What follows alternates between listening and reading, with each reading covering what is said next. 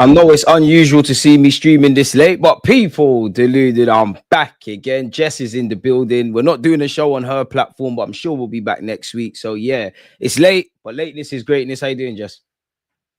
I'm good. I can't complain. It is a different time. It feels kind of weird.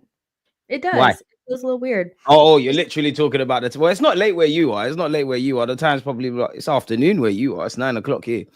yeah, it's just late, like for us. So yeah, but I feel like we have a lot and a little to talk about, if you know what I mean. Like there's a lot Where do you want to start? really happening in this window. So it's like, Do you want to start with the transfer window? Do you want to start with this FA charge? Do you want to start with Ollie Watkins? Do you want to oh start my with the where do you want to start? I guess let's start with the transfer window. Let's start there. Yeah. All right, let's start there, man. Let's start there. All right, Mhm. let's go into it. Where do we start? Ollie Watkins? Let's talk to me, Yeah. talk to me, talk to me. I'm sure you've offered your thoughts on your platform, but I've never heard it directly from the horse's mouth. What are you saying for Ollie Watkins, man? Yeah, I think the Watkins thing is it's just so strange, isn't it? That it took 29 days for us to attempt to do something for a player that's been there, and injuries that we've known about since this, like we've known that we've had injury problems. So it feels very strange. I think everybody's like antennas went up when they were talking about Zubamendi randomly for the summer. And I feel kind of similarly about this in a way where I'm like, it's come out today that the bid for him wasn't really 60 million. It He's was like less close to than 45, 45. allegedly. Yeah. And my whole feeling on it is that, there's an extra tax for waiting until the end of the window and operating in the January window as it is, especially Premier League club to Premier League club, and especially because both teams have aspirations. And the John Duran stuff doesn't make it any easier. So going in with a weird bid like that just screams of unseriousness, from the club. I just expect you to, if you're going to disrupt a team and disrupt the player, to be willing to pay what is required, which never seems to be the case with Arsenal for some reason. It always feels like we disrupt the player, get them to want to come, and then low ball. And I've just never seen a club operate like this on a consistent basis and expect to be at the top elites. I just don't see anybody else doing that.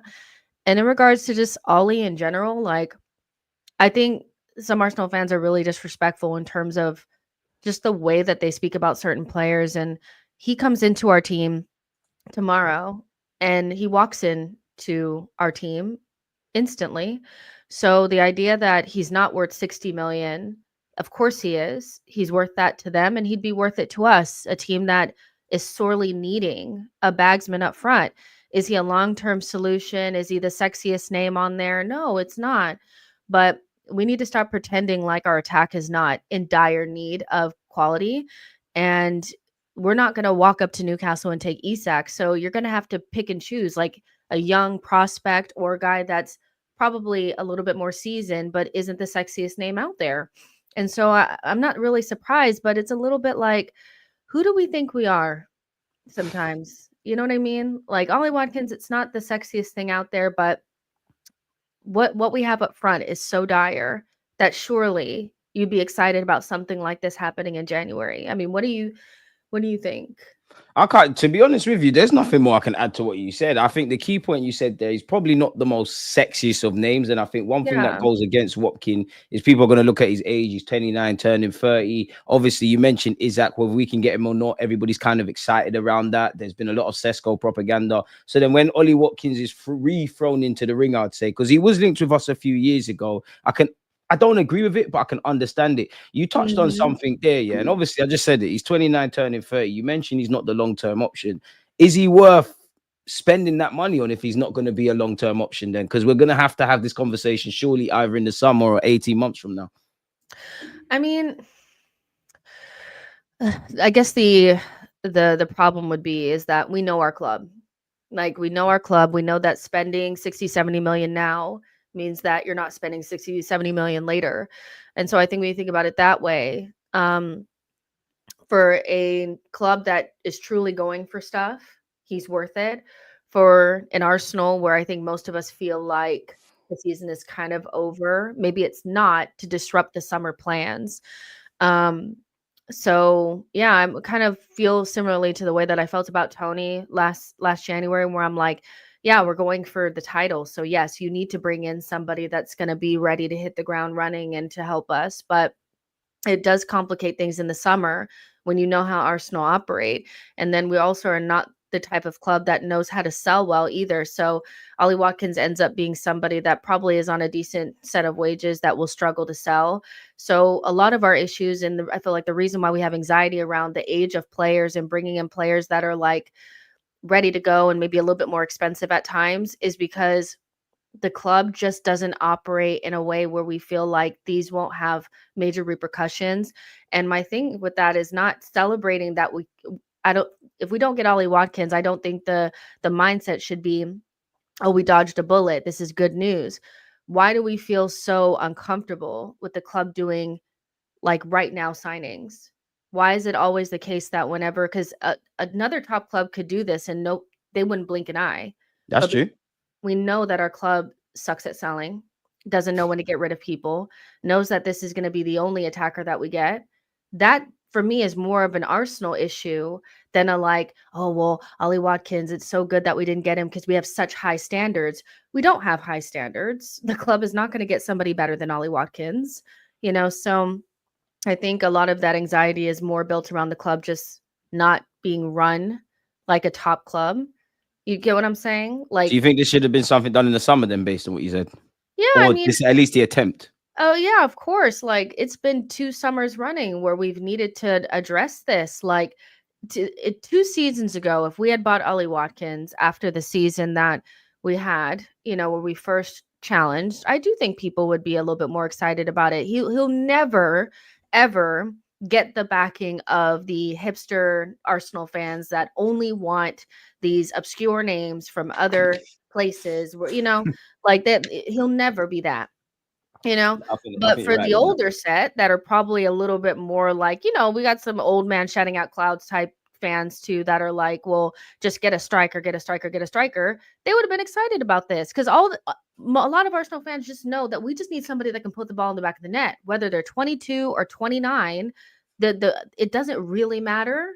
We need somebody to put the ball in the back of the net. So how we get there, I'm not too concerned about it, but it is a little bit like another top club would make this type of signing, like a United in their pomp would make this They type of arguably signing. need an experienced striker right now, United, Yeah, with a their struggles. Chelsea would make this type of signing in the past and win a couple of league titles and then move the player on. Van Persie was signed by Manchester United at 29 years old. We have like I a don't think they very care like, about him because he made the difference for them.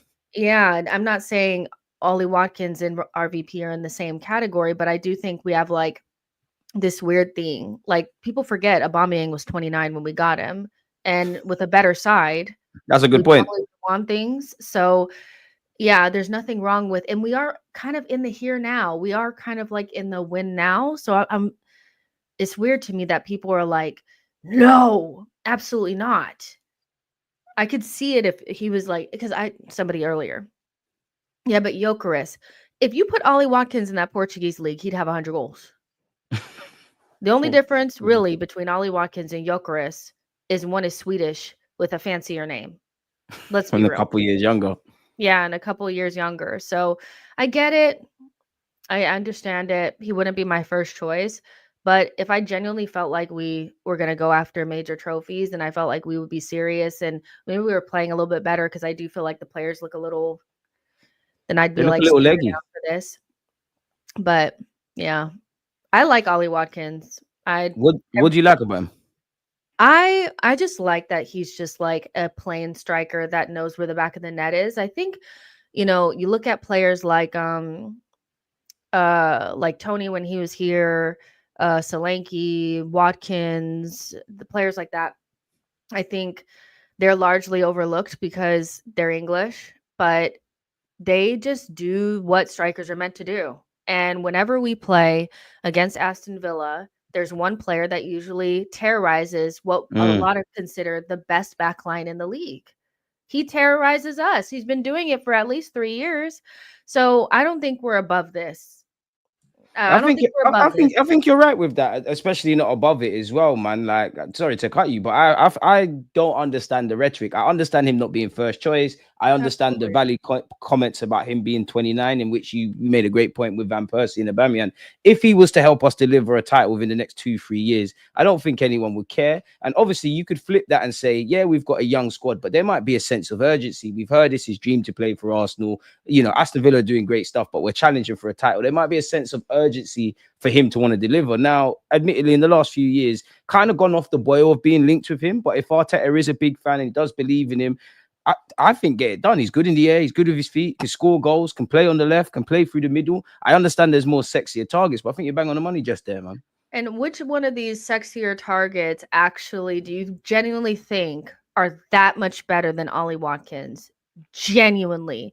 Is Like, actually a yard above him. Sesko, I don't think exactly. right now. That's the only one. And he's not in, we're not going to get him, you know? So I think when you put it more realistically, and I think when people are like, yeah, but it will affect the summer window, I'm like, it will. And that's the problem with the club, is that we know that there's no opportunity to bring in an Ollie Watkins and then underpin a Watkins with an Ekatike or, you know, a Sesko or anything like that, which really What about should be what Watkins we're now and doing. Isaac in the summer, or someone of that, or another striker in the summer? Is that Well, unrealistic? I think it would be a younger striker. I just don't see it being True. £100 million signing, you know, but since we have, like, when we had Aubameyang and Lacazette, and then we went away from that, and now Lacazette, we I mean, went Eddie was to, still somewhat here as well. Not to that yeah, level, but there was then players it's there. like Jesus and Nketiah, then Jesus and Havertz, now Havertz and no one.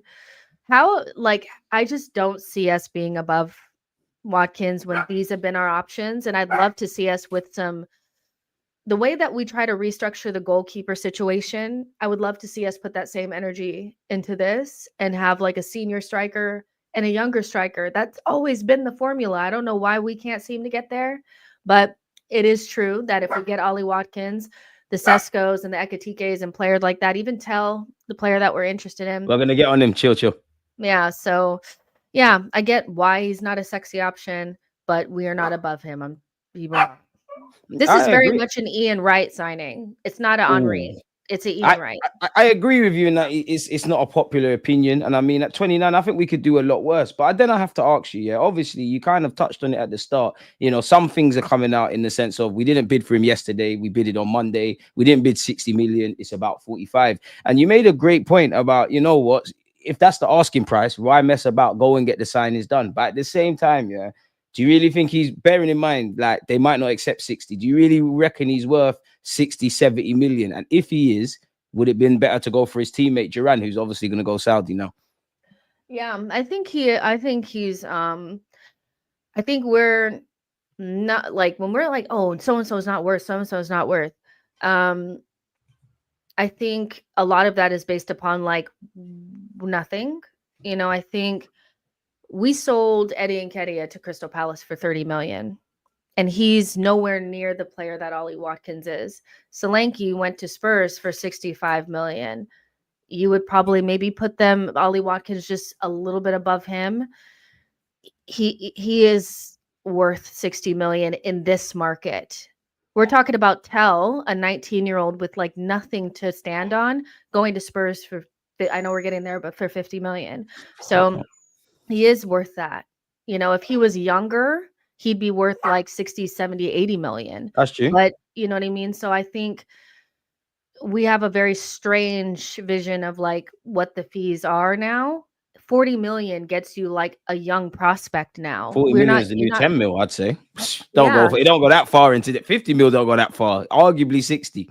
The yeah, market is it's crazy now, if crazy. I'm honest with you. Yeah, So you it's have to adapt insane. or find these guys before they're at where they're at and we're having these conversations. Now, in regards to the Duran question, because I was going to ask you this, I actually saw somebody, like a conversation on Twitter of somebody talking about this, and they were like, if Arsenal has the money for Ollie Watkins, why didn't they go for Duran? And somebody quote tweeted and was like, because Arteta likes, like, he doesn't like players with attitudes or players with any sort of like wrinkles or anything like that. Like, Ollie Watkins would be a nice guy, happy to have gotten his big move, or Duran kind of like he's feeling himself. You saw him on camera yesterday doing his little shit. He was doing his stuff. Arteta would have a heart Yeah, he attack. does. If somebody did that on our bench. Do you agree with that? Like, is that why we don't go for the Osimhens and these guys and the Durans, and we go for the Watkins and the nicer players? Do you think Arteta is afraid of those types of personalities?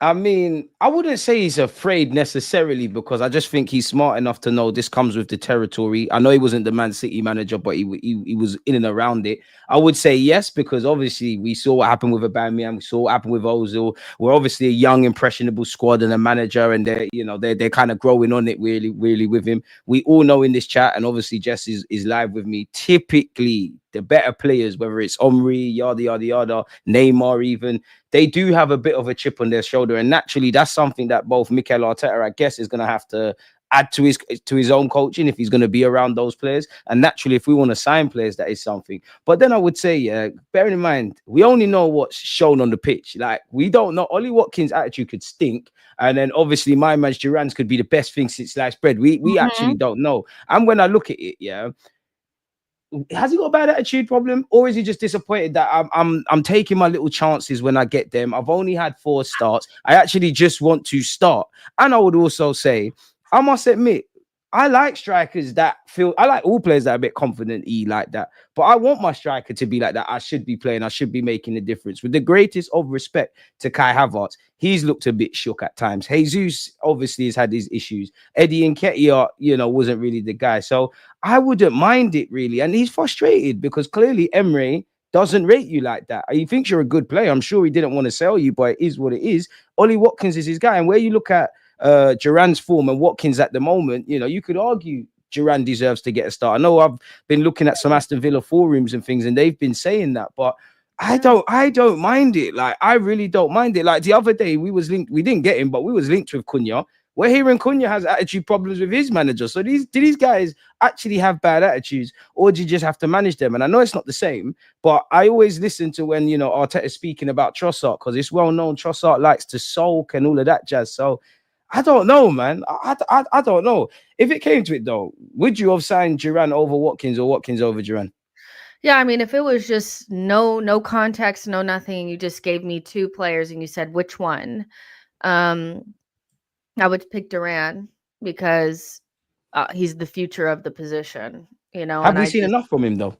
we haven't, but I do think it's like with certain players, I just think it's like kind of obvious. Like, I actually think with Sesko, it's pretty obvious as well that he has He'll go up something the gears in a few years and there. that, yeah. Yeah, you don't have to squint to see the talent. It's clearly there as a number 9. So I think if I was looking at it and I knew I was going to have to spend 70 million, I'd spend the 70 million on a player that is definitely going to contribute now, but could be the future of the position later. But yeah, under extenuating situation like we are right now, circumstances, I'm not going to turn down Watkins. Like, I think we're in dire need. So I think you're bang on the money. I don't want to be disrespectful to Ollie Watkins, and it's not really true because Arteta's wanted him before. And yet, me, you, no one in this chat, we've never had a conversation with anyone that makes any decisions at Arsenal, right? But we've been aggressively linked with Sesko. All the more credible journalists see that. Maybe we've inquired, and that hasn't happened. Isaac seems like an impossible dream unless you're going to front up the money. I don't know how far the Gyökeres goes. I don't know if they explored looking for inside forwards, because I think the language kind of flipped to we're targeting a striker in January. Like, do you think Ollie Watkins could be defined as a panic buy then? It's like ground zero. Like, we've got nothing else. I did used to like him before. If I'm Arteta, let's just try and test the waters for a player and see what he's saying. yeah, I think it is kind of like a panic buy, because he's not somebody that I feel like. I usually would say somebody is like a panic buy if you said we didn't win anything, but we got to the summer, would you still want that player? No. When we get You to the wouldn't want him in the summer, summer still. no, I don't think so. Because I feel like the options are going to be more, like there's going to be more options for us in the summer. Like who? And Give us so, some names, man. yeah, like I feel like, yeah, Sesko would be more viable in the summer. And I I'm feel with that. like that would be kind of like the player I'd be trying to go for, but, yeah, I think it would be, definitely, it would be considered a panic buy. Now, Arsenal don't typically panic buy, and when they try to, they usually fail. Like, this really gives Douglas Luiz on the final You day. don't panic enough, man. Yeah, and so I would like to see my club be a little bit more, because this situation that we're in right now warrants a panic buy, I think. Bad summer window, tons of injuries, main attacker out. This Title warrants a challenges panic slipping buy. away, or Title trophy slipping away. challenge, yeah, trophy slipping away, and they're still sitting on their hands. They're still sitting there. Internal conversations, FC. Making calls, FC. You Jason know, Ito's got this, man. Have faith. yeah. So yeah, this would, if I'd seen like Ornstein saying like Arsenal have put in like a 70 million pound bid for Ollie Watkins and they're serious and they're trying to wrap up the deal, I'd be like, shit, it's a panic buy, but I know I'm gonna have goals against Man City this weekend. Fuck it, let's ball. But they're not gonna have it done. They're not How gonna much get of it it? done. Go on, go on. Internally trying to decide if they're going to put in a second bid. Why haven't you put in that second bid? What's going on? To be You fair tweeted on though, Monday. like if we did bid, like you and everybody knows, like the first bid never really gets accepted. So I personally think we've spoken to Ollie Watkins' people whenever there's a willingness to want to sign. We know it's difficult, but we're gonna try. I think the first bid is to kind of initiate a dialogue between the two teams. But saying that, as you said, it's getting on in the window. He's a key player for them. Duran's just gone. If you're not, regardless of if we think it's overpaying for the striker or not, that's a completely another conversation. But if you want the player, you have to pay the going rate. We're not going to, I don't know where we're at with any of that. Like, how much of it do you think? Because I have to ask, because many fans, they probably said it in your platform, how much of it do you think it's PR? Like, we did try to get a player. Because let's be honest, a lot of our fans will lap that up. Like, part of me does think that it's kind of like well, we tried, Oh, like, like me as well. especially like until I see the second bid go in that actually meets the parameters for what Aston Villa would want, then yeah, for me it's just bullshit. If some club in the Prem came to us with a 20 million pound bid for Martinelli, we'd be all like, how dare you? True. Because it's You're wasting disrespectful. everyone's time. Yeah, you're wasting people's time. And so, to a certain extent, I think that one, we operate in the window for a club that is desperate to keep good relations. We don't know how to operate to keep good relations. We've broken our relationship with Brighton. We've done this twice to Aston Villa, where we've come in late for a player that is important to their team. We don't know how to act. And so, I don't know. I feel like part of it could be PR, and then the other part of it is just we're incompetent. I don't, I need to see that Damn. second bid go in and it to be close to the valuation. So what do we do if this don't happen then? Because like we've kind of seen this before with, as you mentioned, Aston Villa, Douglas Luiz, Caicedo, I would say bit different, but Mudryk. We've kind of seen like a transfer drag out.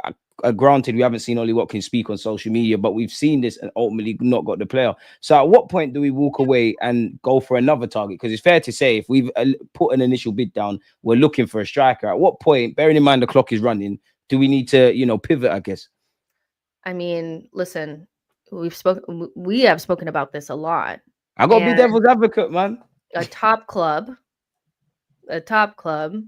would have multiple irons in the fire and would have multiple deals going at once and just pull the plug on the other ones when you get who you want.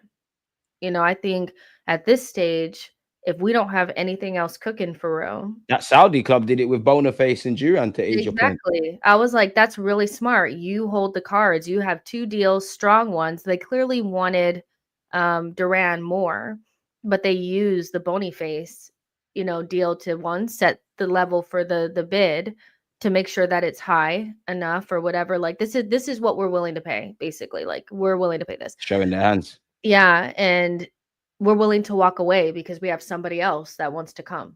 So if you need to sell, which Aston Villa, I do think to a certain extent needed to sell, they were in a good position. We've seen it even with like Chelsea, where they have multiple deals that they're working on. And then if they get the person that they want, they just pull the plug on the other ones, We are not actually serious about bringing in players. We're kind of okay with it. If it doesn't happen, we kind of half try. So we have one option, and if it falls through, then we say, well, we tried, but we couldn't get the player that we really wanted. We should be hearing about multiple players already. Aston Villa right now are working on Asensio, but their other option is João Felix. So they're Did you working on take him? multiple things. I wouldn't want either one of those, but this is No, their but life. would you take João Felix? No, he doesn't solve Why? any problem that we have. But But he's an attacking player. We got no bodies. listen, Ain't that a problem, we have attacking bodies, players that play in attacking positions and operate in spaces and run. We need goals. That guy is not a goal scorer, really. We don't know what he is. Sounds, he's just a good player. As stupid as that sounds, he's just a good footballer. Yeah, exactly. And it's like he doesn't. Again, another player that if we had him in the summer and we didn't win anything, I'd be like, well, can we send him back? He's not. Thank the Lord we can send Sterling and Neto back, man. Yeah, because I'm not a fan of players that don't have a position, that you can't really nail down what their position are. How old is he? 24 now, 25. We're still trying to. Felix? I reckon he might be 25, maybe even turning 26. It's like, what position does he play? Can he play false 9?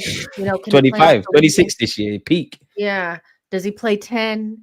I don't like players like that. He can do everything, but he's not a specialist kind of. But then you could argue Arteta likes guys that can play multiple positions. And that's why we got fucked up problems, because we need a goal scorer, and that's the one thing we ain't got.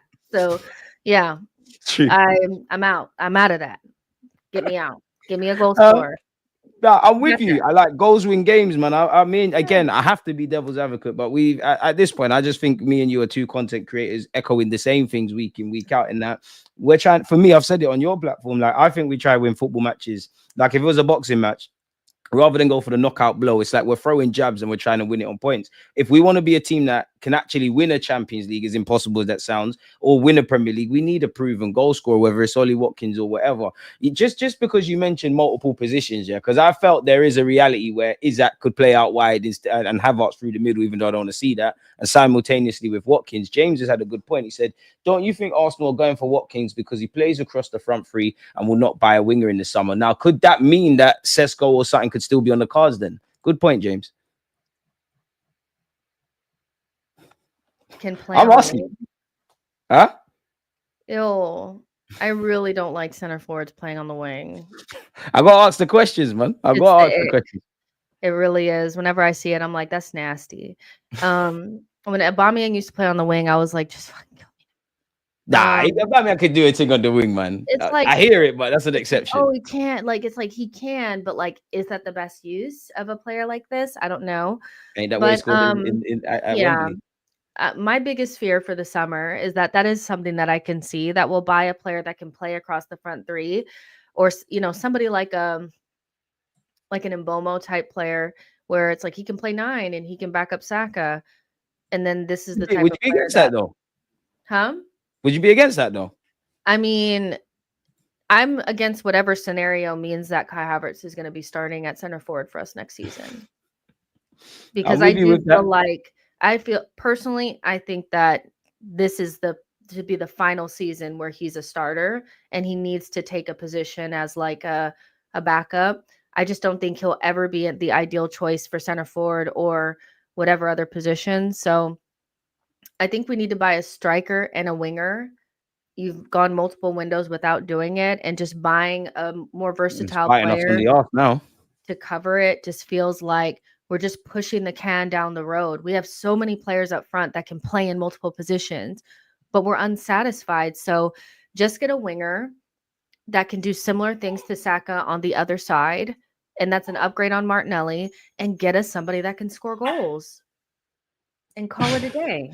I think you're bang on the money. I know it's easy for us as armchair experts to sit and say that, but we said it in the summer, even with everyone fit, if you looked at Arsenal's strongest 11, and this ain't a disrespect to Kai Havertz, it's just we could get a striker that we genuinely believe is going to be near the golden boot race. We could get an upgrade on Martinelli, Trossard, the option of Jesus, big him up, hope he gets over his ACL, or whoever's on that left-hand side. I don't think Kai Havertz will be a problem, but devil's advocate, do you think it's a problem then? Because obviously we know we need a squad on one hand, but If we sign Ollie Watkins, he's probably demoted to the bench. Obviously, in midfield, whether we get Zubimendi or not's another thing, but it's fair to say we're looking for a midfield. I don't think anyone at this moment in time has Kai Havertz in their Arsenal strongest 11, and some would point to his wages. So do you think that's an issue then? Or an issue to come, better yet?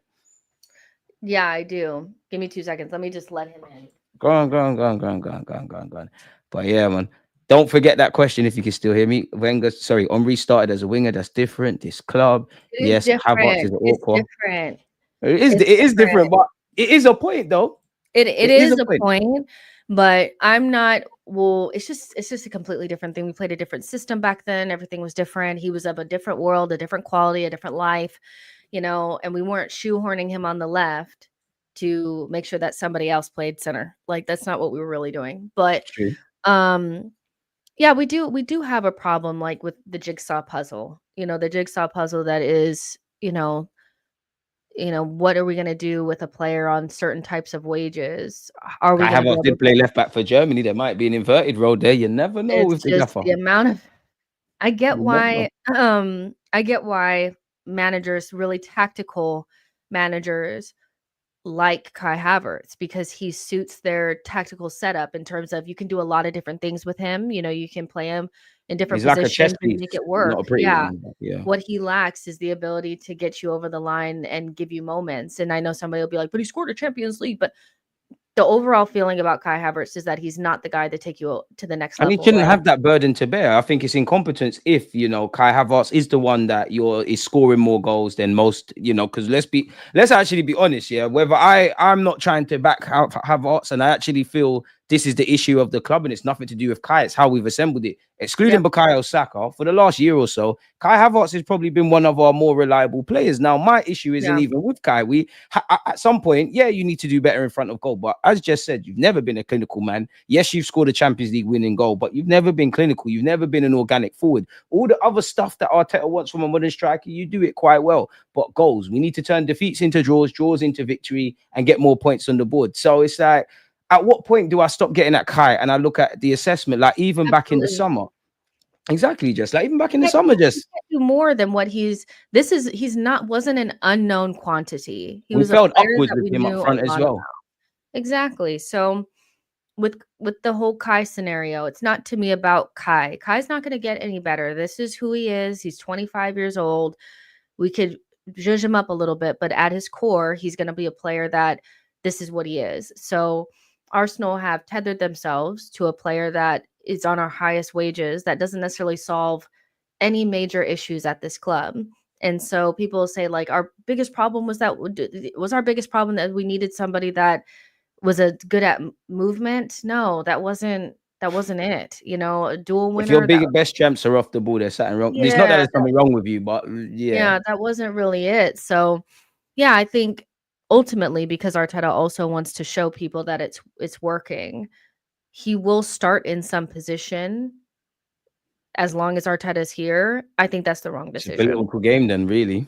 Yeah, it's this the wrong decision. And if we do go into the summer and half-ass it and say, well, if we just get the winger, it'll work out for us. It won't. You need to How replace much the time do you want to learn striker the and you lesson? need to replace the winger and you need to sit him on the bench. It's just because also you've also doubled down on Declan Rice being the 8. But I buying can't lie, I'm Zubimendi, converting, Jess, I can't lie to you. I listen, still want him as a 6, but yeah, I'm starting to half buy it. He's looking a bit comfortable there. I don't yeah, really like that's it, but because I he's a like it. top player. He's just such a good player. Like he can make. I bet you could put him in any position really, and he would make Don't give something out to great. ideas, man. No, I don't really want to, but when you look at the midfield and the way that they want Zubimendi so bad, that says that they're going to double down on Declan Rice at left 8. So that's one less position for Kai to really play in. So I'm just like, if they pussy out, sorry, excuse Nah, my you swear. language, What the hell? but and don't get the strikers so that they can maintain this guy up front, I will not be there. Count me out. Count me out. I can't do it another season.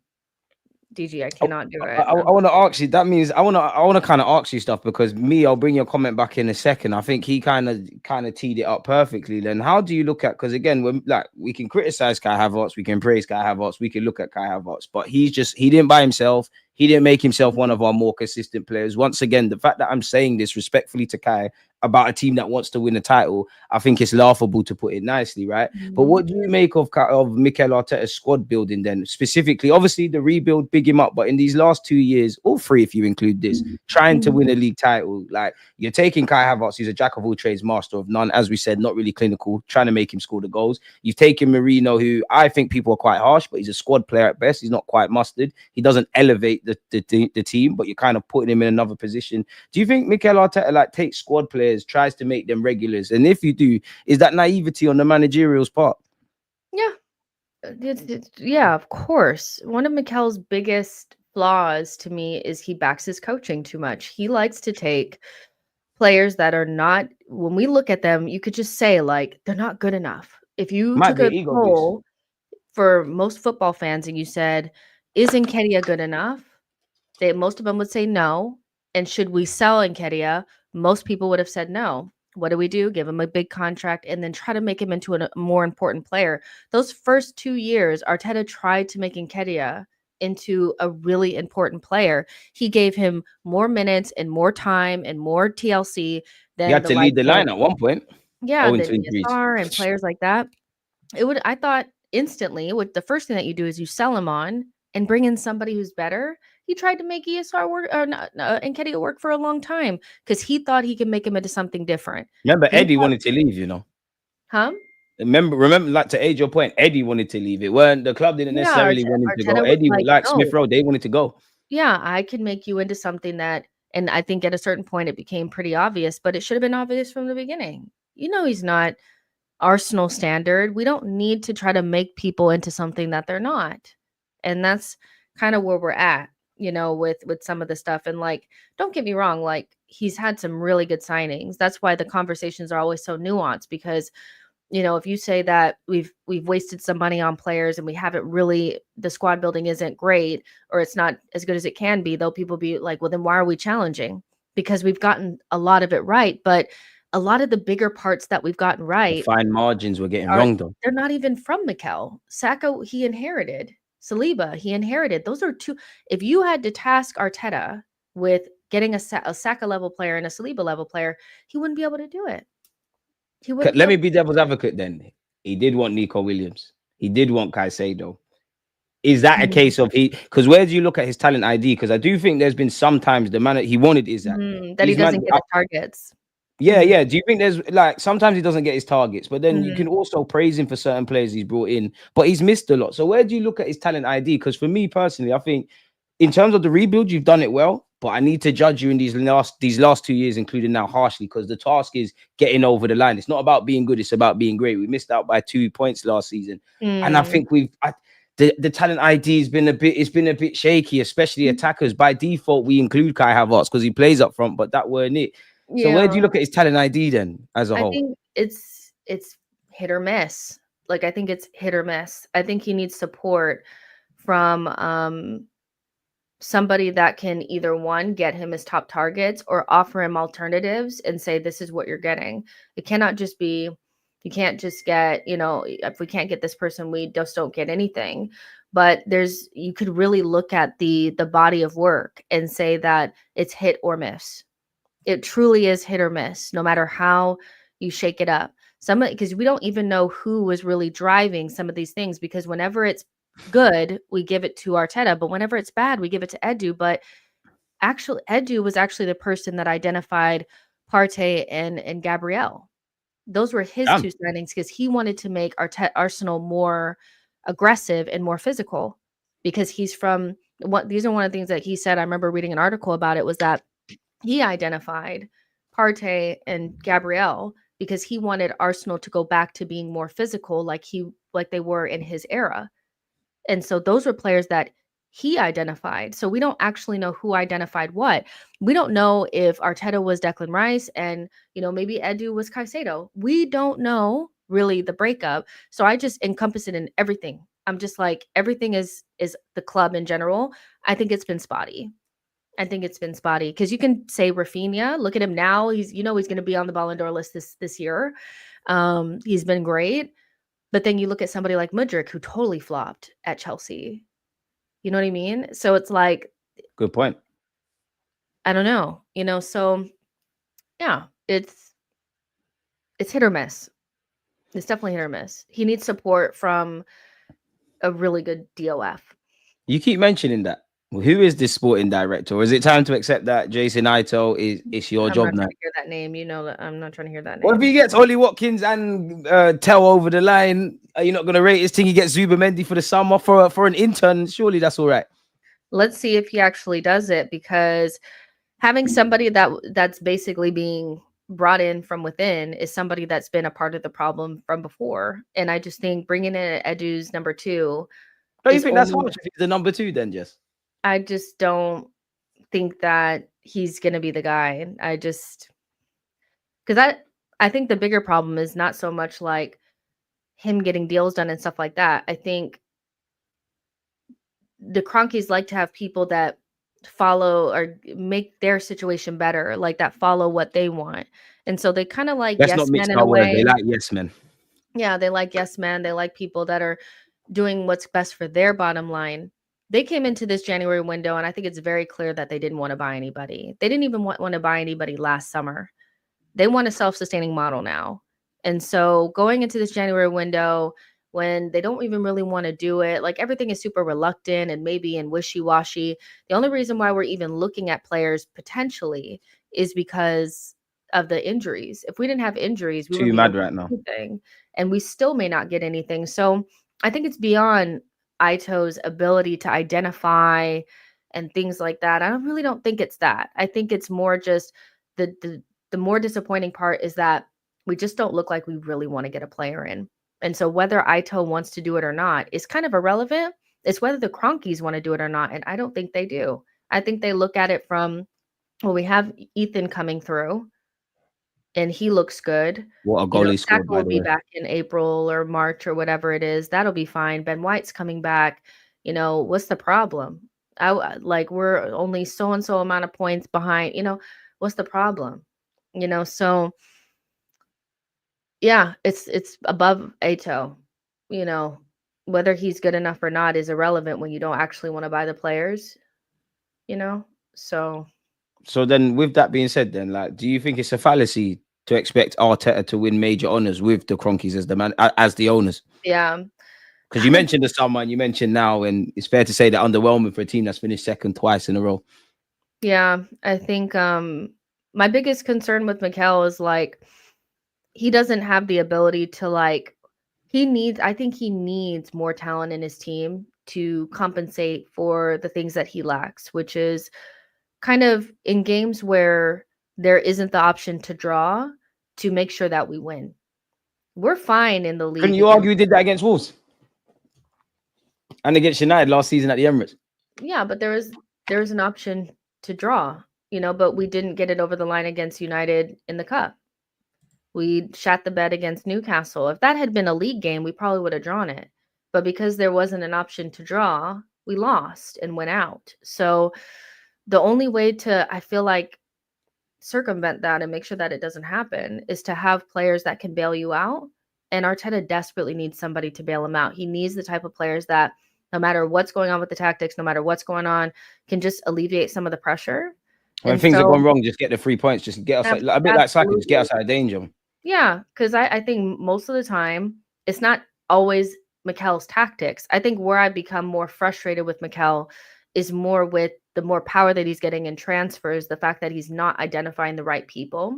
But in terms of what's going on the pitch, I don't think he's done a lot wrong, to be honest. I just don't think he has the talent to bail himself out. And when you don't have that, we start to judge you really harshly when you've had multiple windows and you haven't brought You those should be players judged in. harshly. And I don't Yeah, mean that in a and he disingenuous way. should be. I can only speak for myself. Arteta, big up yourself for the rebuild. Whether I've liked every decision Yeah. you've made or not, you've made us competitive. There's a bunch of positive stats. You say yourself, the players say themselves. Saliba, who's not shy, says we need to win silverware. They talk about maximizing markets. They talk about small margins and fine margins going against us. Twice at the beginning and end of last year, he said we've got the smallest squad. I don't think all of this is Mikel Arteta's fault, but again, it's about getting over the line. Naturally, if you want to go from a team that is fighting and challenging and semi-finals and in the cup run, but I mean the league run, but not getting over the line, we've got enough. If you want to get over the line, I have to look at the manager harshly. I have to look at the players harshly. And I do think those harsh decisions, I don't think I know there might be some external factors, but he's been a bit naive, I would say. Damn right, do I say incompetent around what we're doing? Yeah, exactly. We're no longer in a period where Arteta's just dealing with what he has. He's dealing with the team that he has had a This is his hand thing in now. building. And so when you don't give yourself an opportunity to bail yourself out, you don't give yourself a fail safe, then these fine margins that we talk about, it's like, yeah, but what did you do to make sure that that didn't happen? But yeah, if there is a opportunity to draw the game, we are a much better side. When there is no opportunity to draw, we usually fall on the other side. We're If like it's a half do or stepping. die, if there's a do or die, Yeah, we half step. we don't come out on top. And that's where the big players come in. Because we talk about the Man United game. It wasn't even about United playing good, or it was just dudes were missing chances and they were not looking like elite players. They were looking like scared, they were just at home It's against unacceptable not to United. beat 10 men in United. Credit to them for Yeah, us. like that's Unacceptable. I'm not even vexed at the penalties. That happens. It shouldn't have never got to that you stage. shouldn't even And got we're there. missing chances. Yeah, absolutely. So yeah, you got to bail yourself out, and you don't make sure that you have a fail safe. You need it sometimes. You don't have it. So we have to be perfect, and nobody's perfect. That's why I think Arsenal fans get frustrated when they watch like a Liverpool play and they're like, yeah, but Southampton had chances or so-and-so had chances. Like it didn't matter. Salah went up there and scored 2 goals. Got the difference done against us. They had one real chance, well, 2 real good chances for all that was said, and we drew the game. This is what I mean, the fine margins, and it's like what I hate about Arsenal, excluding the Wolves game. Whenever on the right, we haven't been on the right side of these fine margins. You look at the last 3 games we played against Fulham. Sorry, we haven't been the worst team. We've actually half been there, but we haven't got it over the line. And this is what I mean about if we're looking at fine margins of last season. If we just turn one of those draws or one of those defeats into victory, me and you and everyone here, we're having very different conversations. I guess I just want the club to kind of practice what they preach. I think this is a good question as well, Jess. Genuinely, what was the point of signing Havertz? Did Arteta want to show his coaching and tactics prowess and decided to take Havertz as a challenge, or did he think that he could revive 29's career? Or did he genuinely believe he could be the guy for us? I just think that he looked at a player and he looked at his attributes, being tall, move the space, all that kind of stuff. NBA settings. He lent into that weird fantasy that he has about playing the left center mid as some sort of weird floater. And so he bought Kai Havertz to play that role. He bought him to play that floaty left center mid. And What he didn't bang. started off with at the beginning of last season, the beginning of last season is exactly what he wanted to do. He wanted to play like Declan Rice in there, Partey coming in off of the right back. He wanted to play that way, and Kai Havertz was going to be playing off of the striker. And it was a massive, massive fail. And he's kind That of sounds gotten away horrible. with The way it. you said it sounds horrible. Arteta, you're It even mad. does, but that's exactly when we started the season last season. I was at the game and I was like, "What the fuck are we doing?" I'm like looking at the lineup. Trying to I'm be like, too smart with this football thing, man. yeah, Partey right back. Okay, Kai's gonna play this because he had played center forward against City and did a little bit better than he was in midfield. So I'm like, okay, what are we doing? We're going back to that.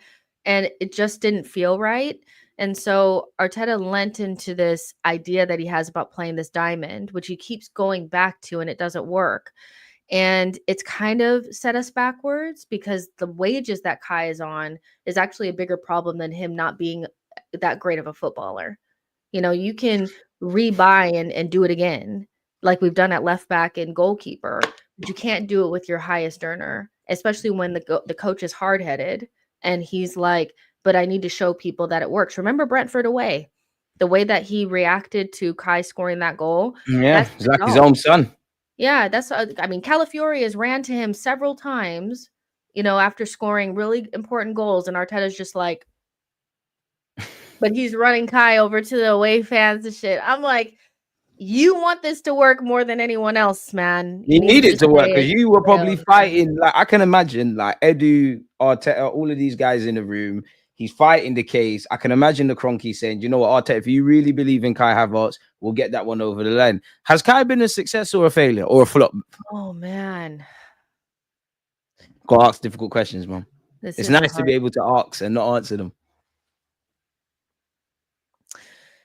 Um, Kai Havertz, in terms of like, I think this has been successful in terms of reviving his career to a certain extent. In terms of has it been a successful signing for Arsenal? It hasn't been because we've revived his career. That's the truth. Like he is a decent He's player found a now. good home here. Yeah, he's less of a laughing stock than he was when he was at Chelsea. He's less of a meme, right? So it's been successful for him, financially and for his Even career. though he won the champs over But there, but yeah. for Arsenal, it hasn't been because no matter because oh well, if because people like to play the well, if we didn't have him last season and Jesus was not playing well and Nketiah was whatever, then we wouldn't have had that run at the back end of last season. Probably wouldn't, but he shouldn't have never got to that. Exactly. But my caveat to that is, well, that could have been anybody. Any striker that we could have had could have done that and more and could have done it from the beginning of the season. We could have We didn't started the want a beginning. striker when we signed Havertz. Like it was all up. Yeah. Well, We Arteta could didn't. Havertz was in midfield. yeah, Well, the we could plan have was that. started we could have started the season with Jorginho and Declan Rice and Odegaard. That was an option for us. That was an option for us. We didn't have to play the way that we played. He did that. And so I just think people are trying to find reasons to make it seem like we had to buy Havertz. We did it unprovoked. We actually bailed our rivals out of a signing that should have hurt them in some way. And now we're trying to convince ourselves that we needed it, when in reality we're making it work. But when you're talking about signings that are 65 million pound signings, your highest earner, you don't want to be making it work. You want it to feel like, You're a wow, like, talisman and all of that. yeah, like how and to be honest, I think we've struggled in the beyond 50 million pound range in terms of the players that we bought that are a little bit more expensive. It's Who? like, Rice ooh, is works. Havertz not is right, all. but Rice Pepe is didn't one of bang. the few to me that have actually really worked in that higher price range. We really work a lot better within the like 30 to 40 million pound range. I feel like that works for us. Once it gets a little bit higher than that, I feel like we're struggling just a little bit It's to almost get like the we're more careless when we have to spend more money, man. Really and yeah. truly. Well, in fact, let me rephrase that. It's like excluding Rice, I would say the defensive third of the pitch is like, yeah, that's you look kind of know what you're doing. The hit to miss ratio is very positive. When you get in the final third, as you said earlier, Saka, for this he's irrelevant because he came through the academy. Odegaard's success, in my opinion. Trossard, probably one of the better values for money. Jesus hasn't worked. Who else is there? Kai, even though this is a man that's probably still our top goal scorer and is one of them, and is only, as you can see here, 2 goals off Ollie Watkins' current stats in the Prem and played 3 games less. It ain't worked, man. And Arteta, I'm not gonna lie, like it's getting frustrating. It really is. Yeah, I just want us to like, and I say this every time because I just want people to remember this, that if we ever get an actual striker and improve our attack, it'll be so obvious that we've been dealing with nonsense because it will be like night and day. I genuinely don't think it's going to be like but it's not, it's going to be like night and day. I don't think we even remember what it feels like to have really good attackers. And that's why like people are like trying to act like this is fine. It really shouldn't be like this. If you stuck one of those, if you stuck Giroud and like Giroud's bagging more goals than Havertz in this world. I Giroud, believe that. freaking Ramsey in this team, Santi Cazorla, these types of players in this team, we'd be flying. Our attackers are not good enough. We need to improve it. It's not just Havertz either. That's just, Everyone but Saka. No one's putting their life savings on anyone but Bukayo. You know I love Martinelli. That's a myth. Yeah, breaking news. Arsenal are set to blah blah blah. Yeah, Sesko and Amarodian. he's Fooking beating. no one. Funny guy, man. Sesko and Amarodian, get them both. They will push each other onto greatness. We're not getting 2 forwards, man.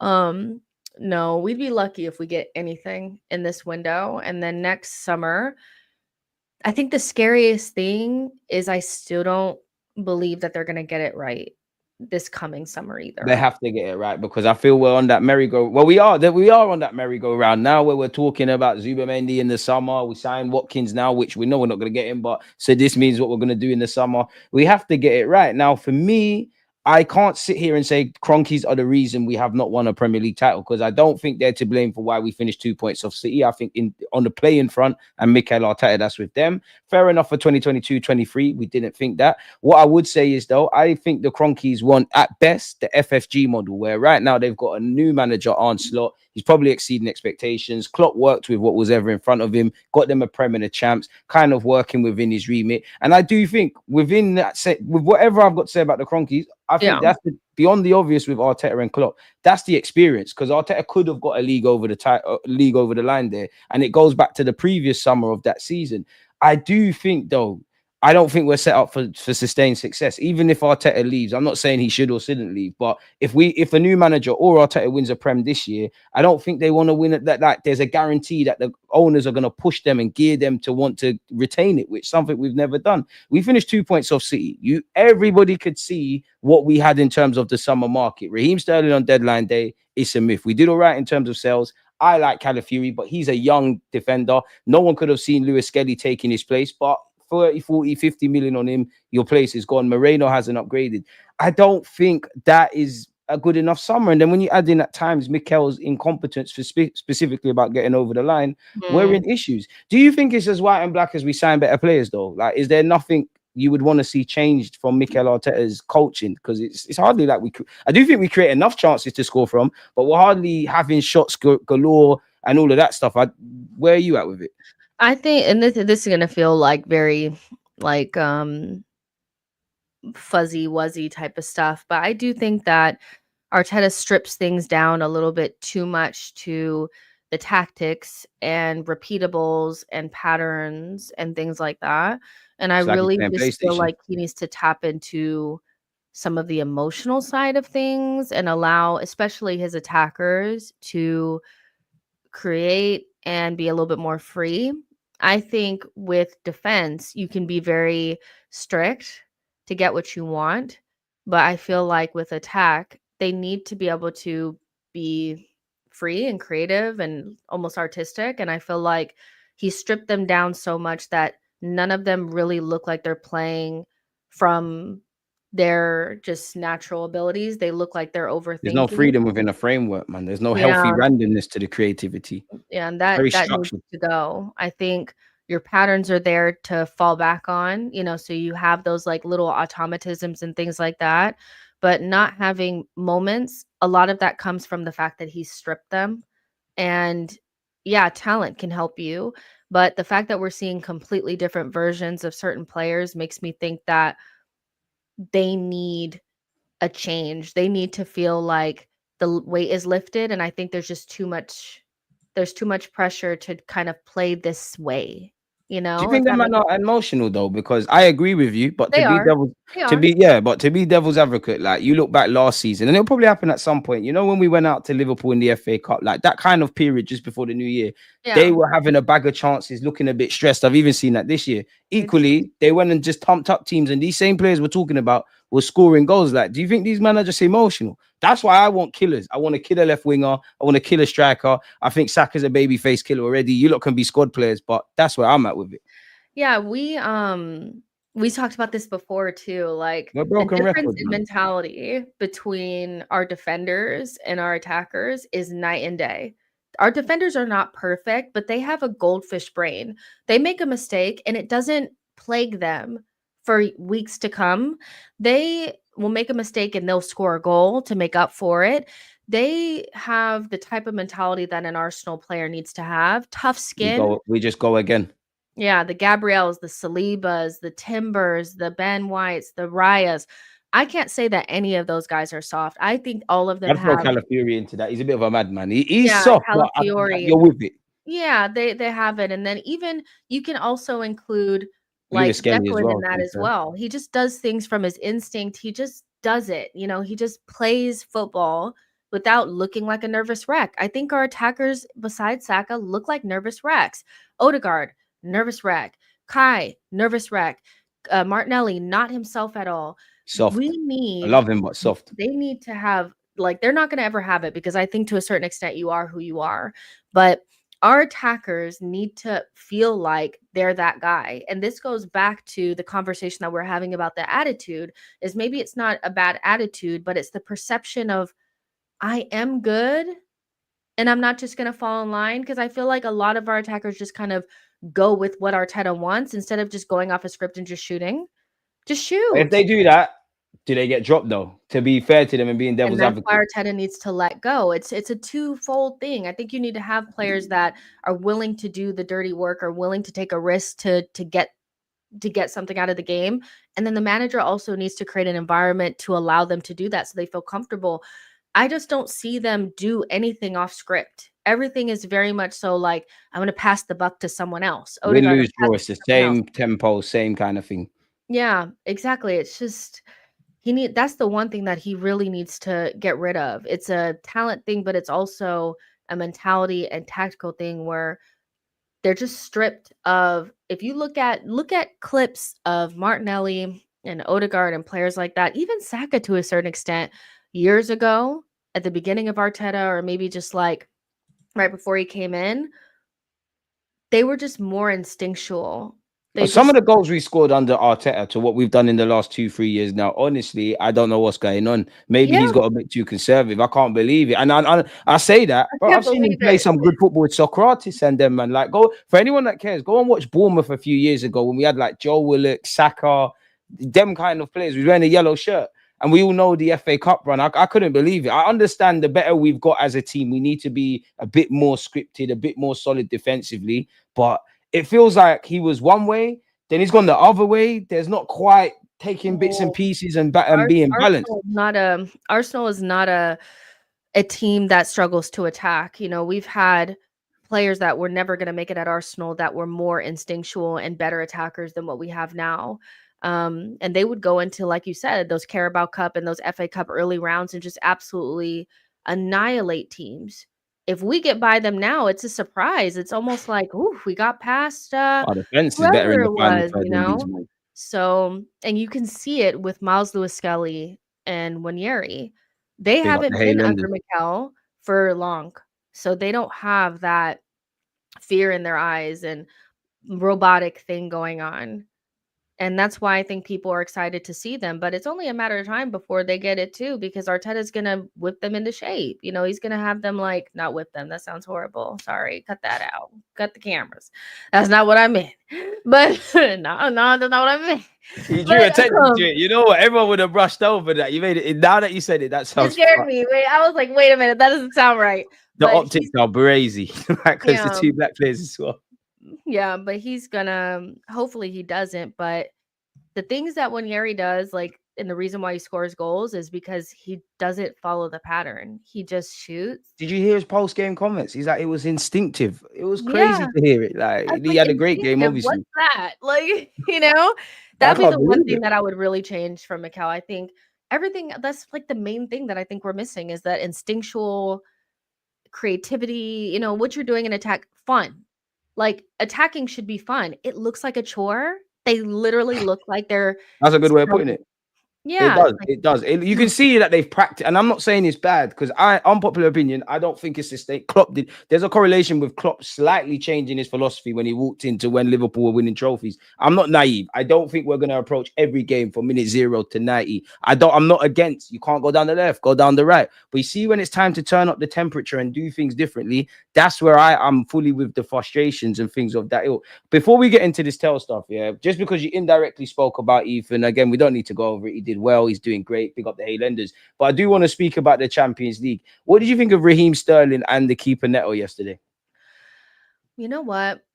I hate that Sterling missed the penalty, because I actually don't think his overall game was poor. I think it's the difference between the performance and the moments. And I think the performance didn't match up to that moment. And the Yeah. moments where he needed to finish or put in the final ball, I thought he actually looked better in terms of, you know, his intention when he was on the ball. But the standards for him are so incredibly low. So it's like, okay, you know, he's Wanyeri was the best thing out there, and that's a shame when you're talking about a Sterling that's had so much experience in this league. And I know he's dealing with a lack of confidence or whatever was reported the other day, but genuinely, it's been a shocking loan, and I hate to say it, but it's just the truth. Neto, why are you outside your box trying to dive? And because if you had touched it, you would have been off. Like, are you okay? Like, what is going on with him? I've seen enough, man. Find the receipt, man. Yeah, it's just and you know what it was? It's that Girona game was such a good representation of that summer window because it And showed now we you. play week in, week out. We don't kill teams. We get killed, make it more difficult than it needs to be. It was just like you saw Marino, you probably can't think of many things that he did, which is pretty much the summary of his time at Arsenal, is that he's not somebody that's going to change our lives. Like, he's just mostly just like a squad player. Calafiori's great, but he's a defender. Sterling, Neto, this was our summer window. This was what was meant to take us to another level. And Girona was a little bit of a jump scare. It was like either the football was horrendous or they were running right through us. Caught a little bit of life there too. They scored an offside goal. We missed a penalty. It was a jump scare. And this was our summer window. That was our summer window that was out there. I was like, he needs to give me an update on Raya instantly, because I'm not watching Neto in goal against Man City. I will not be there, because that guy was like, wow. Football's funny. It'll be man of the match somehow. So yeah, what did you, it wasn't a game that we had to play fantastic in, but what did you think? I think we just did our job, really, man. I actually think we look better in Europe. I think it's kind of the same things I've seen several times in the Premier League. Like, again, I'm only being harsh because I want the best for Arsenal now. Yeah, I don't like to say it's a dead rubber, but we was through anyways. We dominated. We started well. We dominate. We're moving it side to side. We got the opposition penned in their box. We're huffing and puffing. We're not taking our half chances. Fair enough. Calafiori's goal was disallowed for VAR. A small lapse in concentration, to be fair, from everyone in that defensive third, from Neto to Kivior to Gabriel, Partey. People are making runs off Partey. Danjuma's even talking about it after the game. We know that's a thing. Calafiori's playing people on side, but we went to go down. For me, that feels like, to a degree, slight exaggeration. I'm seeing that kind of week in, week out. And as you were speaking about the summer, it made me think, like, when you sit there and you deep it, like, we signed Neto on loan, fair enough, Sterling on loan, Calafiori, who I like, and Moreno. But when you deep it, at this moment in time, even with the injuries and this player not being there and that one, you can make a case that none of them are in Arsenal's strongest lineup at all at this moment. I would say the strongest case is Calafiori, to which people would say, rightly so, no, I'll start Lewis Kelly against City. By default, Raheem Sterling's in contention to start because we ain't really got any bodies. It's a bit of a madness when you look at it. Yeah, it is. It was not the type of window that was needed. Hella bipolar. After the season that we had. I think everybody knows it, and we have paid immensely for it. It was just even with the results that we're getting, honestly, I do think that most people are getting to the point where, as long as we're getting the results, they're okay with the performances. Yeah, but that's how fans are, man. Have not been good. That's how fans are, though, man. They like to lie. Like, even like some people are saying in the chat, and to go back to when you asked me about the Girona game, I'm not gonna lie, man. I love our boys, but we're actually quite soft. Like, the amount of times I'm seeing players getting barged off the ball. Yeah, like, people, I can't remember who did it, but someone did some skill when they just went past two players. Like, me and you are the king and queen of the Odegaard fan club, and I'm not gonna kill him for the Girona game. Even if you got 3 assists in that, I wouldn't have said anything. But at another live stream with you, we have to talk about our captain, man. Like, we can't get on Sterling and this and that. Like, what is going on with Odegaard? Seriously, I have no idea. He must be breastfeeding, man. He's moving mad.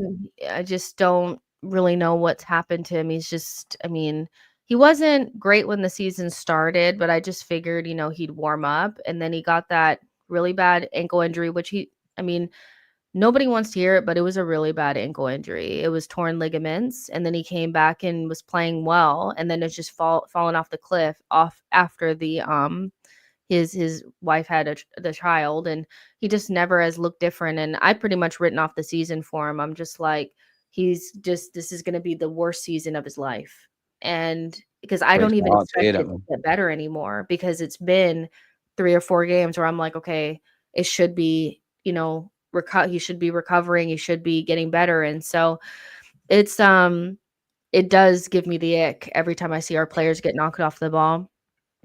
Unfortunately, they're just soft, man. Like we're a bit more seasoned and we're not as soft as we used to be, but fundamentally we're soft, man. I can't lie, I we're think kind of soft. I think when they're playing well and they're excited and they're Emotional confident, brothers. you don't see that. You don't see them really getting as knocked off the ball. We're more of the bullies when we're playing well. Back end of last season, 2022, 2023, we didn't see all this. We weren't talking about being weak and off the ball and all this kind of stuff. It's now, and I think it's a mental and physical thing. I just don't think they're up for the fight this season. I think there's a few players that are up for it, but they do not exist in front of that back line or in front of DM. Like Do the you think the players players that are scared then? Like, sorry to cut you, then I don't don't forget know your if point. But it's do you think I they're don't scared? Because I Declan don't Rice come out and said, "Oh, a few weeks ago, oh, like we had to play Tierney left wing. I'm sure the manager will do something." So maybe the players, like what you're saying, maybe they're getting a bit shook and they're thinking they need reinforcements. well, of course, like I cannot they are human. I know that they're professional footballers, but I know for a fact that there had to have been at least a conversation in a separate group chat where they were like, "What the fuck is this?" And I'm not talking about the players, not the Salibas and all that. I mean, like it's just Zinchenko could never be in that separate group chat. He's a no, snitch like for one, and yeah, yeah, I think I would not be surprised if they were like, "What is this?" Because you have to imagine that after being 2 points off, that you would buy more attackers, and they're gonna back their teammates. yeah, Obviously, they they're not might gonna say, say you know so what, and our so is not gaffer and good the owner's enough. a dickhead, you know. Yeah, but I mean, you have Declan Rice saying, "I'm sure you'll do something," and we're probably not. So how are you meant to? I genuinely do feel like we missed a trick, not upgrading an attack because that can lift the squad. Bring in new players, bring in a new energy that could lift the squad. There was nothing to lift up this group in the summer. It was just go with what you got. Now we No were the best team in improvements. 2024, man. Huh? We were the best team in 2024. We were the top goal Uh, scorers or something. We ran it to the last day of the season. There weren't that no. many improvements. We go again, as some Yeah. wanted to tell me. And so this is for those of you guys who don't like follow the women. A couple of months ago, there was a thing that came out from Leah Williamson, who's the captain of England and one of our defenders.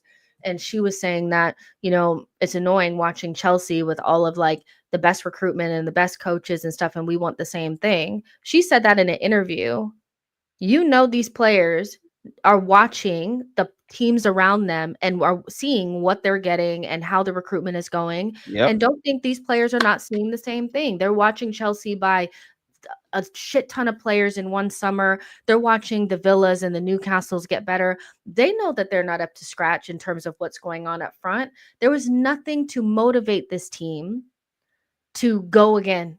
They needed, they Need a needed lift. something else. Yeah, they needed a lift. And we went in with the same scars and the same traumas from the 2 last seasons, and they just never looked up for it. And so I'm not surprised we're halfway through the season and people are like, well, we just don't look good. You think they need Our young more? players, for a team that wants to win a league, our young players, say, what's it? Lewis Skelly and Ethan, they're just fresh to this whole environment. They're looking like the guys that are with it. And without talking about the sackers and the defenders and the usual suspects, it's annoying because our Arsenal, it's 4-play FC, man. When it's time to insert certain things, we just can't get hard-ons, man. Like, it's jarring because there's something here. I refuse to personally believe everything is terrible. Nor I can No. have my questions about if Arteta is the guy or not the guy, but I don't believe he's a bad manager. But fundamentally, we're not doing what needs to be done. Big up Ahmed, because this might be true. Apparently, Sammy Mopel, if a deal is not possible for Watkins, Arsenal are monitoring Bayern Munich forward Matias Tel and could launch a late move for the Frenchman, which I've had him up on screen for a while. What are you saying for Tel, Matias Tel? Apparently, Spurs might get him. I have to slander him. Yeah, I mean, could do maybe thinking about it, making contact, whatever. To me, this is a player that, I would a younger player that can play across, that's fine, whatever for the loan. He's a talented player, and he would add a little something something. I just, what I think our main issue with why we won't go get this player is because we won't guarantee him the playing time. Simon McBell said earlier that he can't see us um guaranteeing playing time, and I just laughed. How could you Arteta's not not a gallus then. guarantee? That's how I know Arteta doesn't get girls. Because if this was Arsene Wenger would be selling him sweet nothings and he'll sign Yeah, the deal he like doesn't everyone do else. that. Arteta lied to him. Do you know how talented this boy is? Yeah, I want him. I would have, yeah, and I'm a exactly. hypocrite because Ollie Watkins is going to deliver right now. I would have this guy ahead of Ollie Watkins. Long term, he'll be a bad boy striker. That left hand side, Martinelli, Jesus, Trossard. I'm sorry, bro. Bench. I don't care what his stats say. This guy's a fucking amazing footballer. Yeah. Arteta, get it done, please. Yeah, it's just strange that I mean, but the same thing happened, and people were backing it too. They were backing it like this summer with like, oh well, Arteta didn't guarantee Sesko playing time. Oh well, that makes sense because of Kai Havertz this and that. Now you guys Bro, look. who is guaranteed game time It's like, what are you anyways? talking about? Why It's would you annoying. tell? Real Madrid don't even guarantee man playing time, Yeah, bar the why occasion. You want playing time, do the job.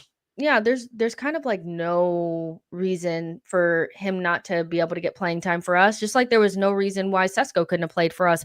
You just need to convince them to come to the club. But if And you really also that wanted them player, to come, Sesko needs to grow a pair as well. Because if you think you can't disarm Kai Havertz, I'm looking at you funny, but go on, just. listen, I just think who have we actually convinced to come to the club?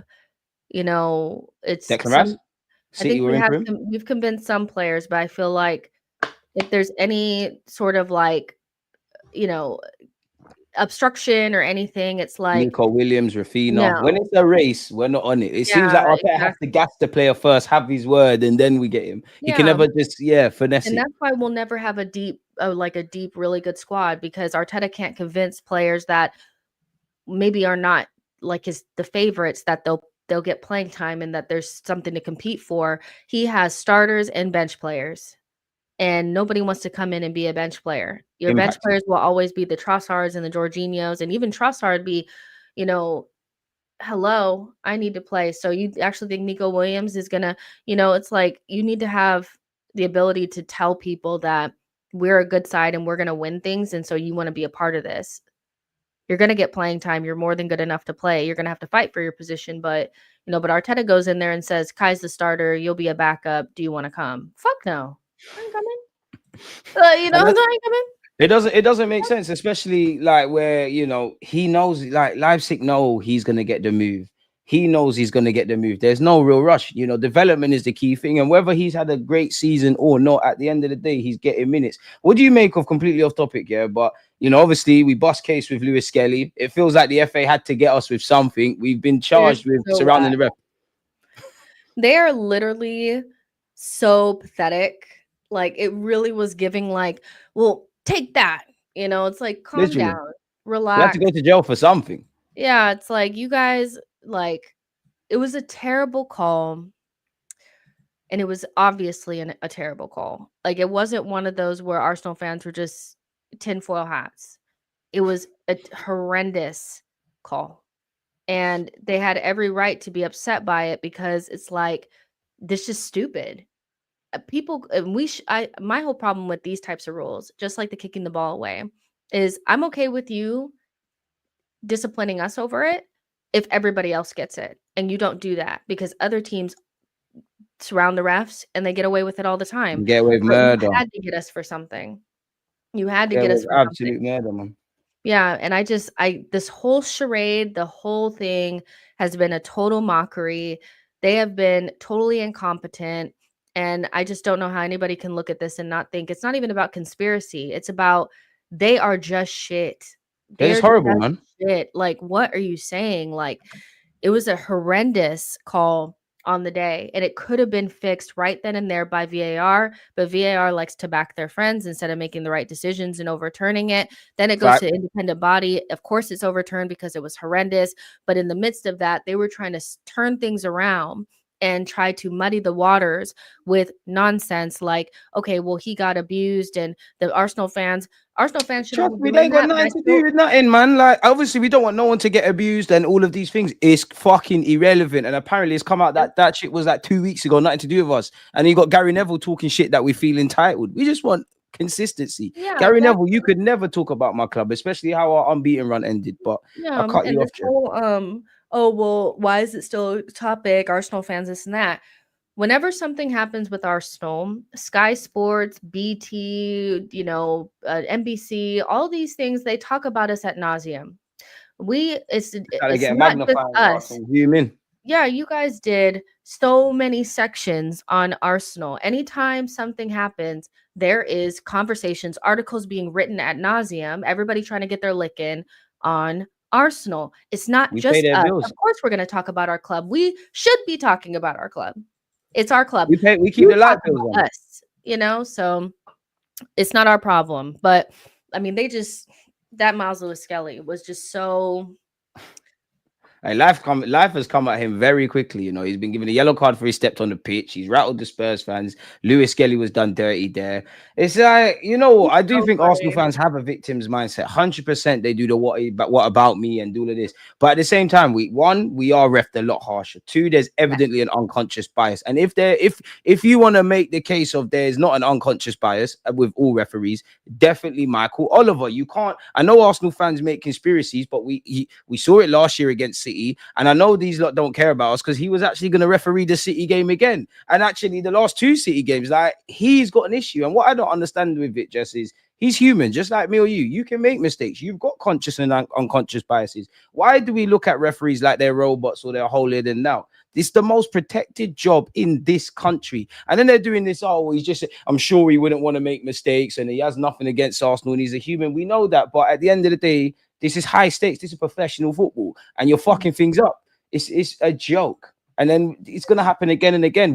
I feel sorry for Wolves generally, because if anyone can cry about VAR and decisions more than us, it's them. Going back to when their old manager was there, jarring. Yeah, for sure. They just get away with everything, and you're just meant to.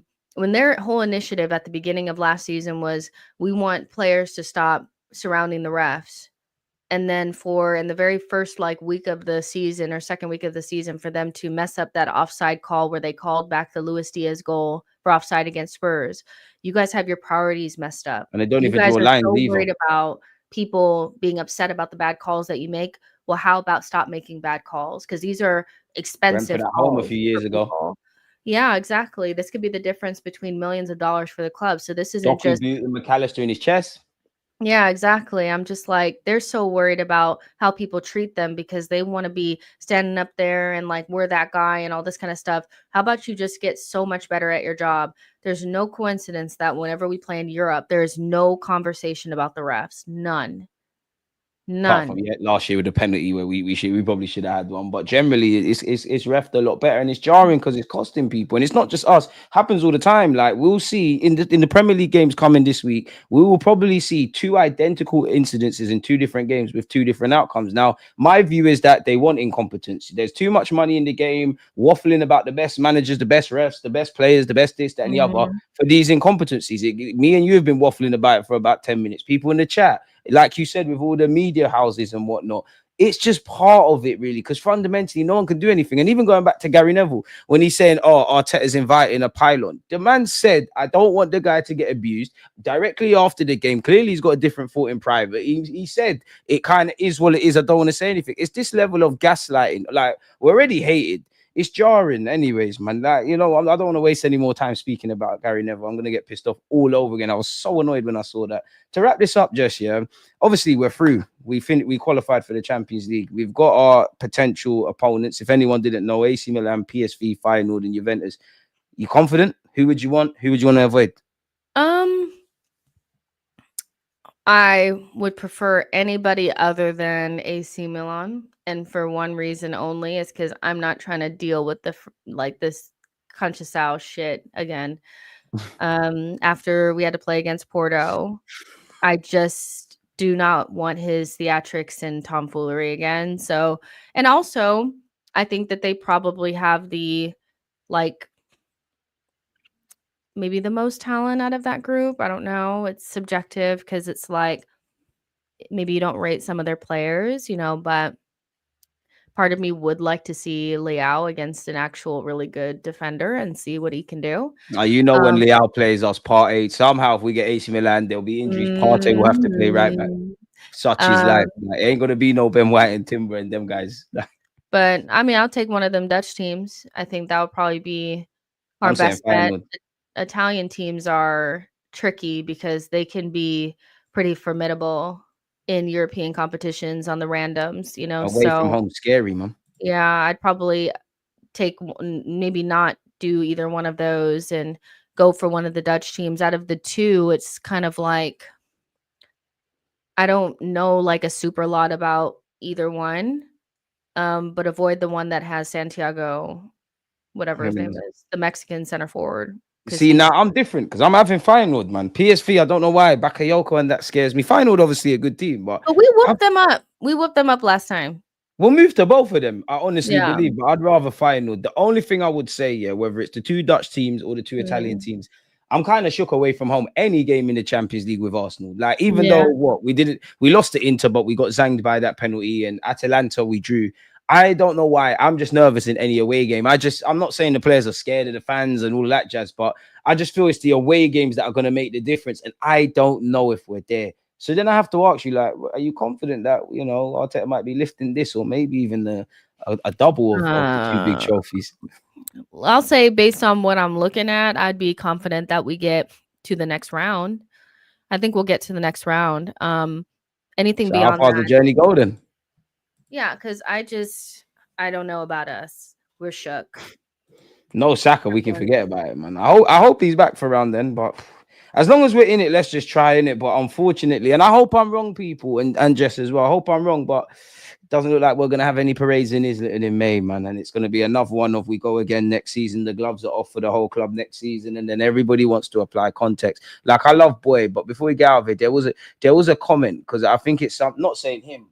But it sums up Arsenal fans. There was a sentence he said, like, if Saka doesn't get injured, if this doesn't happen, if that doesn't happen, which I don't think in isolation is wrong. Here it is. Let's ask ourselves seriously now. If Saka never got injured and Ethan also never got injured, and we didn't lose Odegaard for those first 3 weeks, would we have won the league?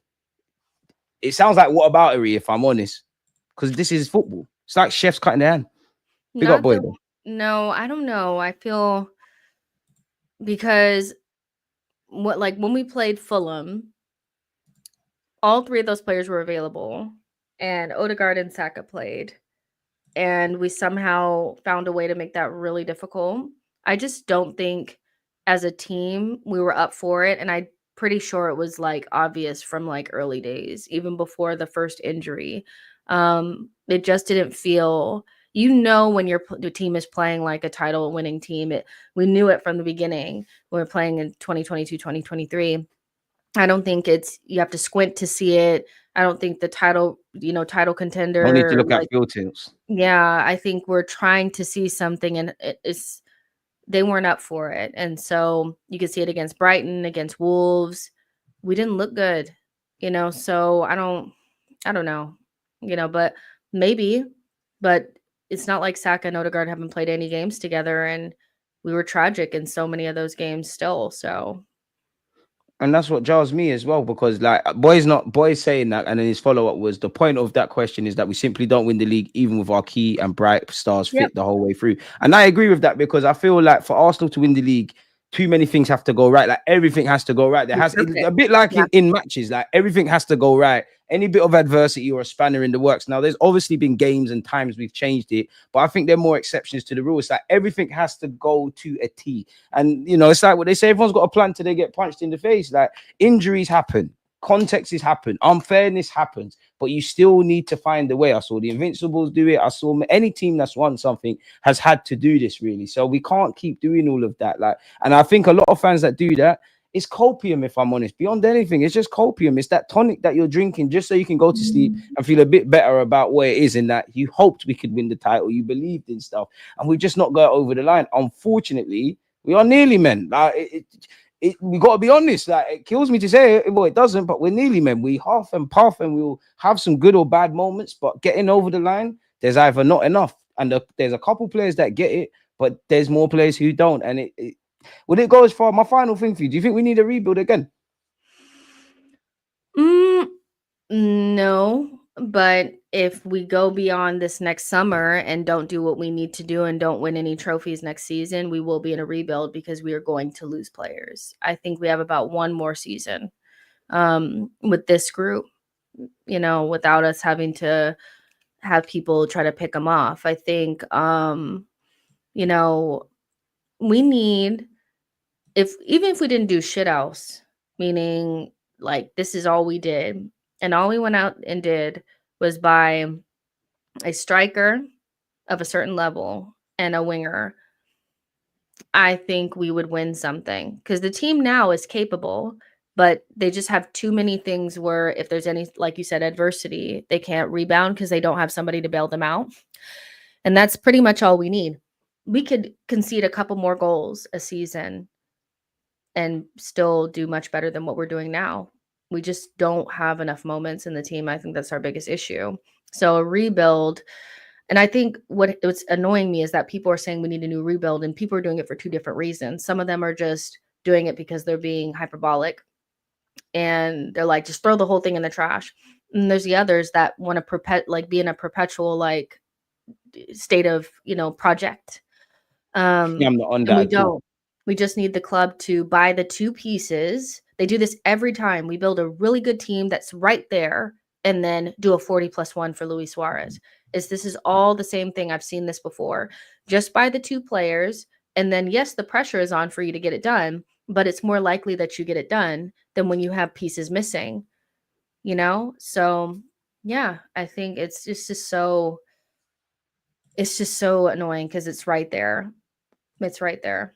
And that's what's jarring. I only ask because I don't necessarily think we need a rebuild, but then I think to myself, obviously every player's got an asking price or whatever. Everyone's available, but then we need two keepers. I'm definitely not selling Raya. Well, guys, I would be moving forward with no matter what. Obviously, Ethan, Lewis Skelly, Gabriel, Saliba, Timber, Benjamin White, Declan Rice. I know he's peeing me off right now, but Martin Odegaard, Calafiori, who else is there? Bukayo Saka naturally.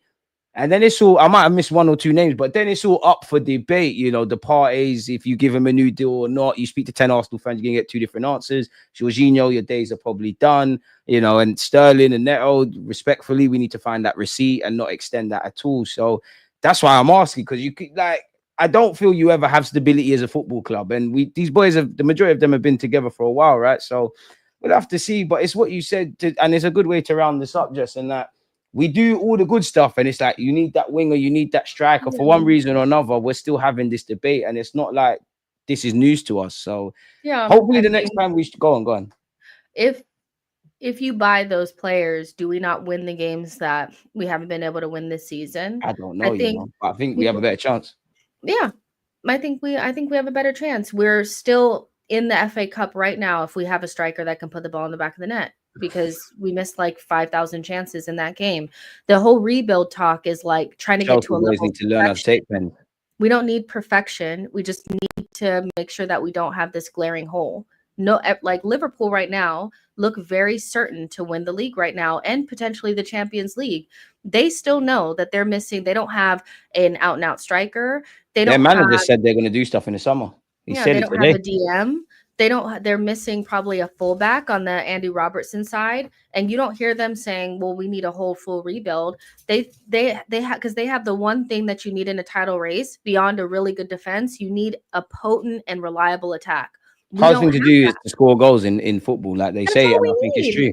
Like we need to score goals. Yeah, exactly. And people will say just, oh, we got 90 goals last year. And that's true. But you're lying if you think that. I won't say papers over the cracks, but you're lying if you're 100% convinced in this team's ability to score goals, which is what wins you trophies. 100%. Essentially. Exactly. So it's just that simple. Just, yeah.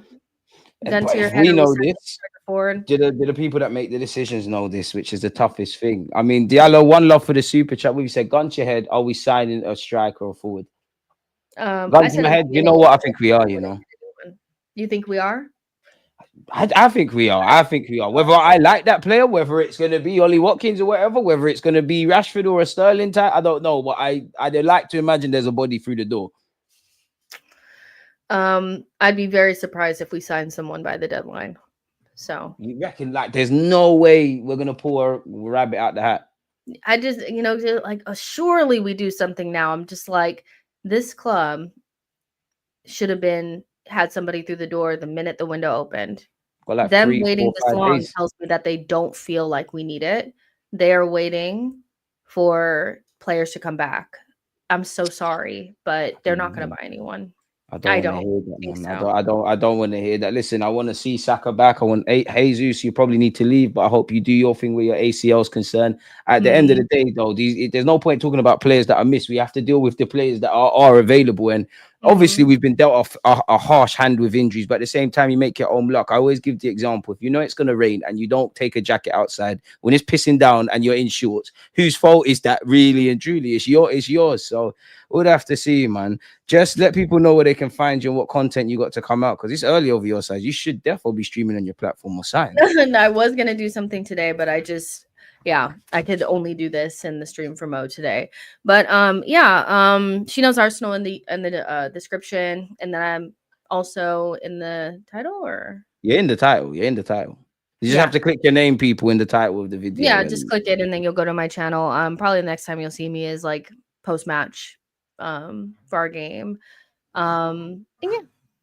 It's lazy, man. We need to see more. You lot go and spam her channel and tell her to stop being lazy. As for myself, I've been hung around like a bad smell today, people. I think I'm back at 1 p.m. UK time tomorrow. I'll be here with Dan. Obviously, we'll go over Mikel Arteta's press conference. But for now, like, comment, subscribe, follow all the platforms, all that good stuff. We're out, people. Peace. Come on.